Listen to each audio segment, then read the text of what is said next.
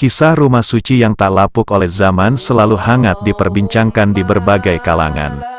Mulai dari para ibu rumah tangga yang ikut arisan demi tercapainya rukun haji yang kelima hingga para bapak jenderal yang ingin mengulangi ibadah haji dengan sanak keluarganya. Namun siapa sangka kalau sejarah pembangunan Ka'bah ada beberapa versi. Ali Husni Al-Harbuti menuliskan bahwa yang pertama kali membangun Ka'bah adalah malaikat. Tepatnya sebelum bumi diciptakan. Diceritakan bahwa pada saat itu dalam Quran Surat Al-Baqarah ayat 30. Allah murka pada para malaikat dan kemudian berpaling. Akhirnya para malaikat lari menuju Arsy. Mereka menengadah sambil memohon ampun pada Allah. Selanjutnya para malaikat tawaf mengelilingi Arsy sebanyak 7 kali seperti tawafnya jamaah haji di Ka'bah saat ini. Melihat itu, Allah kemudian menurunkan rahmatnya dan membuat sebuah rumah di bawah Arsy yaitu Bait Al-Ma'mur. Dan Allah berkata, "Tawaflah kamu mengelilingi rumah ini dan tinggalkanlah Arsy." Setelah itu Allah memerintahkan para malaikat yang ada di bumi untuk membangun sebuah bangunan yang serupa dengan Bait Al-Ma'mur. Dan memerintahkan mereka untuk tawaf mengelilingi bangunan tersebut sebagaimana tawafnya para malaikat yang ada di langit. Jika begitu, maka para malaikat telah melakukan ibadah haji 2000 tahun sebelum Nabi Adam diciptakan. Menurut sejarawan yang lain, mengatakan bahwa Nabi Adam adalah orang pertama yang membangun Ka'bah. Pada saat itu Allah memerintahkan malaikat Jibril untuk menyampaikan wahyu pada Adam dan Hawa. Sembari menunjukkan lokasi, maka Jibril menyampaikan wahyu itu yang berbunyi, "Dirikanlah untukku sebuah bangunan."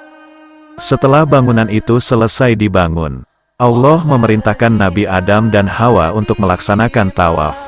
Dan Allah berfirman, "Engkau adalah manusia pertama dan ini adalah bangunan yang pertama." Lalu seiring bergantinya waktu, sampailah masa Ibrahim yang kemudian meninggikan fondasi Ka'bah. Meski begitu, para sejarawan sepakat bahwa Ka'bah pada hakikat dibangun oleh Nabi Ibrahim dan putranya Ismail. Menurut Fathurrahman Yahya, hal ini karena Ka'bah yang ada sekarang identik dengan bangunan yang didirikan oleh Nabi Ibrahim dan Nabi Ismail. Mereka melaksanakan pembangunan Ka'bah ini karena diperintahkan oleh Allah. Akan tetapi dalam Al-Quran Allah berfirman dalam Surat Al-Baqarah ayat 127. Dan, ingatlah, ketika Ibrahim meninggikan, membina dasar-dasar Baitullah bersama Ismail, seraya berdoa, "Ya Tuhan kami, terimalah daripada kami, amalan kami.